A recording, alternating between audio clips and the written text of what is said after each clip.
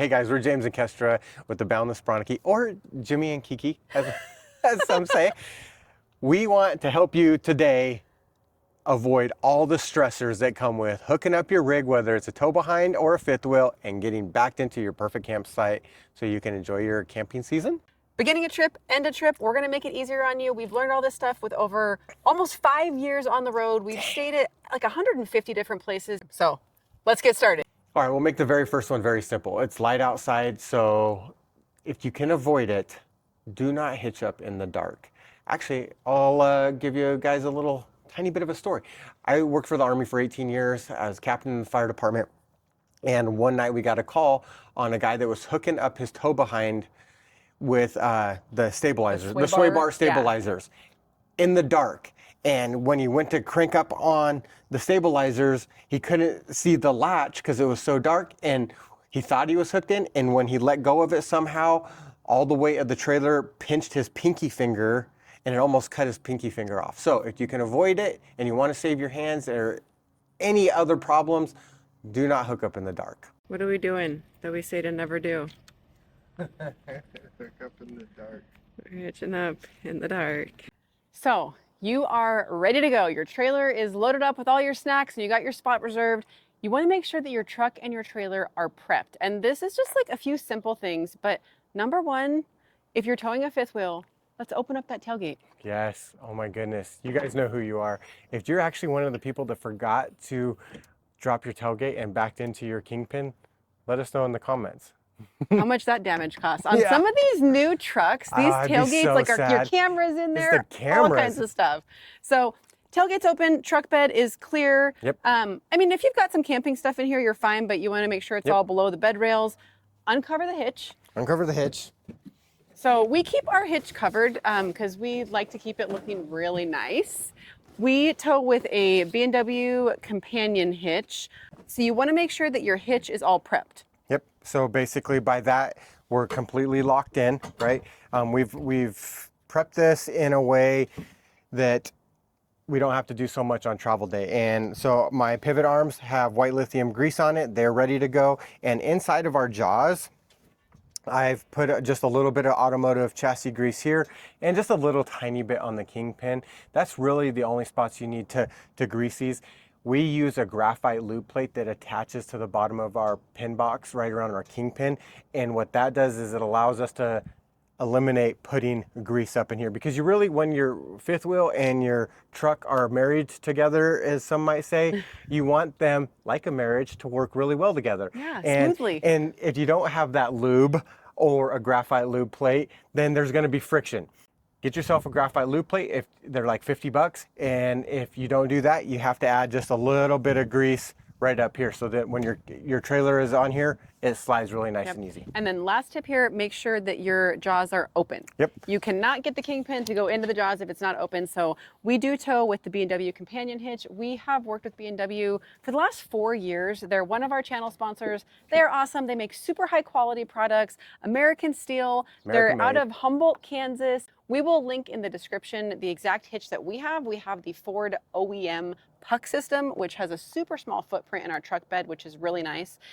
So check them out. If you don't tow with this type of fifth wheel hitch and you have like a gooseneck or you have something else, you just want to make sure, same as this, that whatever locking mechanism you have, that is ready to receive your truck, to receive the ball, so that you can get backed in. And I think that's it for truck bed prep. Yep. So we're gonna go on now to the trailer and the truck, and like you said, marrying them together as harmoniously as possible. Right. This one might help the most. It's learning a new language. I guess a new love language in the sense, if you're doing this with your wife or partner. It's only 6 words. It's only 6 words. And that is, we're going to, one is going to be driver side, passenger side, back, forward, stop, go.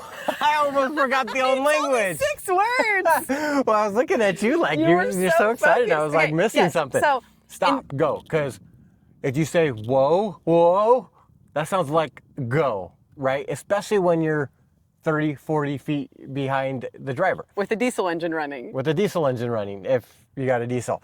So, driver side, passenger side. That makes it easier. The person, unless you're like a very experienced driver, like left, right, and for whatever reason, the guy is always shouting, is my left or your left, my right or your right. Just say driver side. Hey, you need to go more towards the driver side. Hey, you need to spin it so it's going more towards the passenger side, right? And so that will help. Or stop when you want them to stop. Go when you want them to go, especially like if you're going up on blocks, right? Like go, go, go, stop. Right, that's very, very clear. And then what's the other one? Forward and back. Forward and backwards. Yeah. It's like the most stressful part is one, after you've made it, because you know what kind of stressors you have on the road, especially if you got kiddos, high traffic, big mountains. Like once you get here, you just want to get set up and chill out, but you still have to back it in there. Yep, so you make it as easy as possible. And then the next couple of things we're gonna go over with you are some other ways that the spotter, the helper, can help with that. And then how you can come up with a game plan before you even get to your site to make it easier. All right, let's go. The tailgate is down, jaws are open here. He is gonna back in, and we're gonna hope that this is at the right height from our auto reconnect. And we'll find out if it is or not. And it looks like it's a little bit low. So I'm gonna stop. This is low too. So you're gonna wanna, oh, you're pretty close. So this is where you wanna be just lined up with the top of that coupler head so that you can slide in there. Before he starts backing in, I'm gonna just share a couple of things. So number one is, as the spotter, you are looking for everything. So you're looking to make sure they're straight, but you're also looking if there's like uneven ground. Sometimes there's issues with like your stabilizers hitting the ground because there's like a bump in the ground. So you got to watch for that stuff.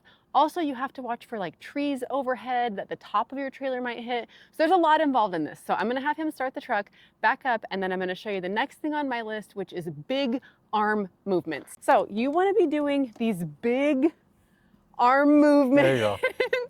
And if he can't see me in his mirror, then if I can't see him in his mirror, then he can't see me. So I'm doing these big arm movements. Go, back, using our love language. I'm gonna get him over this hump in the ground that I'll show you. And we're gonna go right there. Stop. What'd you think of my arm movements? They were pretty good. Were they big enough? They were big sweeping movements. So we are gonna sit tight here and check in parking.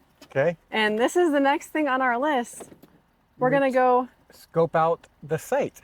You can either do this if you're in a small campground, you can just stay parked right where you're at and just walk to it. Or if it's at a really big campground, just park right before you start to back in and just kind of scope out the site. make a game plan. Make a game plan. So let's go do it. Let's do it. We're gonna go scope out our campsite. We got like site literally number 2. This looks like a pretty good campsite. Yeah, This looks this is a pretty good one. simple. This is pretty simple. Please see if there's, I mean, there's just beautiful palm trees This here. one doesn't have any overhead obstruction, so I'm not worried about that. Water, power, here's our sewer in the back. Yeah, it looks like there's plenty of room to back up. So when you're doing it, make sure you got big movements and use those big commanding words like stop, go. Like stop, yeah. And I think, stop. and one of our favorites is the Wonder Woman. That's right. Is a really good one. That's military. Or the, Boom. That's stop. That's an X. what do you call this one? Just the fist? Fist of Fury. Yeah. So those are 2 good ones. So next one we have on our list is Walkie Talkies. Oh yeah. And these are a great option. Go for Kiki. Oh. Did you think somebody was trying to get a hold of you? I was like, hello? Do you have to hold it like a phone? Yes. So these are a great option because you can, you can call, you can use your cell phone, but you don't have service everywhere that you're going to be at. And so walkie-talkies are great. These ones are pretty cool, like hardcore ones that we got because our kids broke the first couple cheap sets that we bought. So if you want to check these ones out, we'll link these down below. Rocky Talkie. But these are a great option. I also feel like one thing that's really helpful is I talk a lot.